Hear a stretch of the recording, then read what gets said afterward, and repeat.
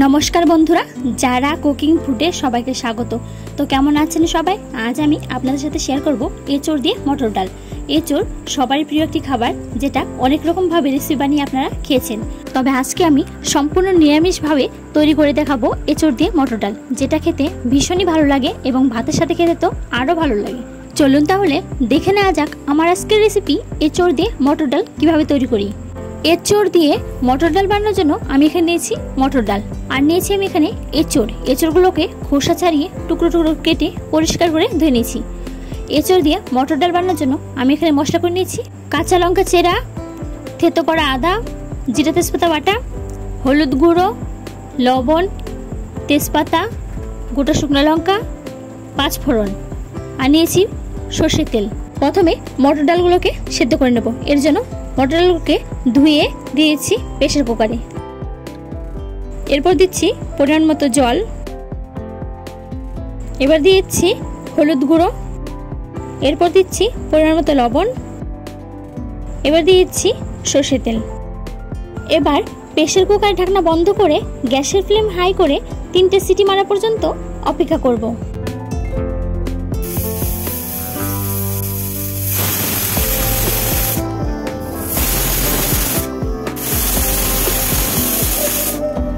এবার গ্যাসের flame of করে প্রেসার কুকার ঠান্ডা হওয়ার জন্য অপেক্ষা করব। প্রেসার কুকার ঠান্ডা হয়ে গেছে, এবার ঢাকনা সরিয়ে নিচ্ছি। মটর ডাল সেদ্ধ হয়ে গেছে, এবার বাটিতে নামিয়ে নেব। এরপর এঁচড়গুলোকে সেদ্ধ করে নেব। কড়াইতে পরিমাণ মতো জল দিয়ে এঁচড়গুলো দিয়ে দিয়েছি। এবার একটি ঢাকনার সাহায্যে ঢেকে দেব, হতে দেব 7 থেকে 8 মিনিট। 8 মিনিট পর ঢাকনা সরিয়ে নেব।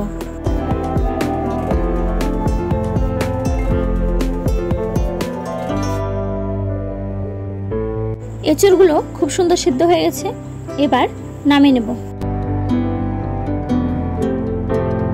এবার কড়াইতে দিয়েছি পরিমাণ মতো সরষের তেল।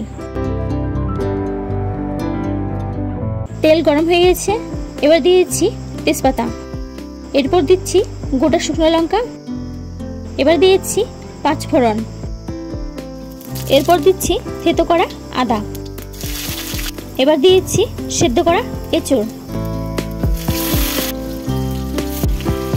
এবার দিয়ে দিচ্ছি কাঁচা লঙ্কা,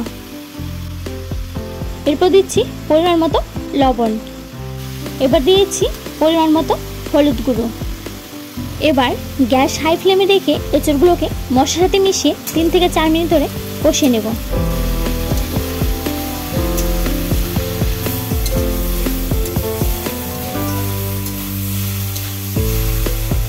এঁচড়গুলোকে কষিয়ে নিয়েছি, এবার দিয়েছি সেদ্ধ করা মটর ডাল, এরপর দিচ্ছি পরিমাণ মতো জল। এবার এঁচড় মটর ডাল ভালো করে মিশিয়ে নেব।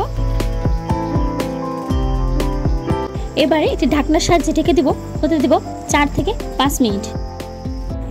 5 মিনিট পর ঢাকনা সরিয়ে নেব।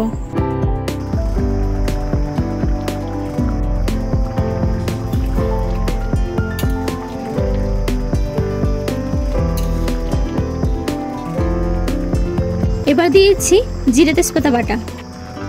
জিরে তেজপাতা বাটা ভালো করে মিশিয়ে নেব, হতে দেব 1 থেকে 2 মিনিট।